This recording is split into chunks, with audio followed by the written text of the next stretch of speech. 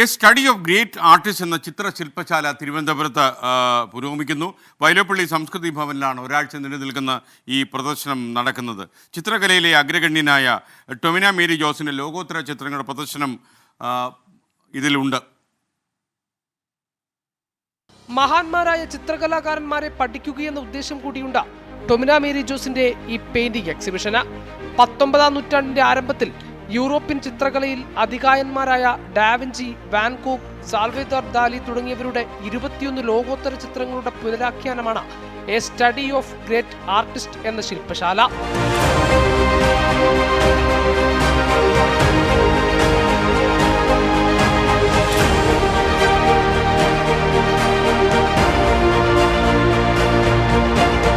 European പെയിന്റിങ്ങുകളുടെ പ്രചോദനമാണ് ടൊമിനയുടെ എല്ലാ സൃഷ്ടികളും. പുരാതന നിറക്കൂട്ടുകൾ ക്യാൻവാസിൽ വിസ്മയം തീർത്ത ആ ചിത്രങ്ങൾ അതേപടി പകർത്തുകയല്ല ഈ കലാകാരി. ഗ്രേറ്റ് ആർട്ടിസ്റ്റ് ഓഫ് യൂറോപ്യൻ ആർട്ടിസ്റ്റിൻ്റെ കോപ്പി വർക്കുകളാണ് ഞാൻ ചെയ്തിരിക്കുന്നത്. 21 വർക്കുകൾ ഉണ്ടെന്നാണ് തോന്നുന്നത്.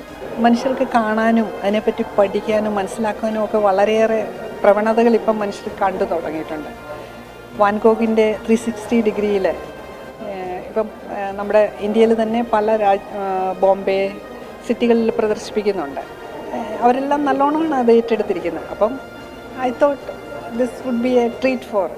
ഗുസ്താവ് ക്ലിംറ്റിന്റെ the lady in the gold എന്ന ചിത്രം പുനരാവിഷ്കരിക്കുക എന്നതായിരുന്നു നേരിട്ട ഏറ്റവും വലിയ പ്രതിസന്ധി. ഗുസ്താവ് ക്ലിംറ്റിന്റെ പെയിന്റിംഗ് ആണിത്. ബട്ട് നമുക്ക് അതിനകത്തേക്ക് എത്തിപ്പെടാൻ പറ്റിയല്ല. ബിക്കോസ് വാട്ട് ഓൾ മെറ്റീരിയൽ ഈ used I don't know. But when you see in the Google golden background and all the designs. So I did the face and all normally oil painting. പിന്നെ ഞാൻ അതിനകത്ത് എൻ്റെതായ റെൻഡേഷൻ അങ്ങ് കൊടുത്തു. Golden paint imported, അതിൻ്റെ stencil വർക്കും ഒക്കെ ചെയ്ത് it made A design. ജലഛായ ചിത്രങ്ങളിലും എണ്ണച്ചായ ചിത്രങ്ങളിലും അക്രിലിക് പെയിന്റിങ്ങിലും കരവിരുതുകൊണ്ട് അത്ഭുതം കാട്ടിയ ടൊമിനയുടെ വിരൽത്തുമ്പുകൾ ഇനിയും മഹത്തരമായ ലോകോത്തര ചിത്രങ്ങൾക്ക് ജീവൻ നൽകിക്കൊണ്ടേയിരിക്കും. 24 തിരുവനന്തപുരം.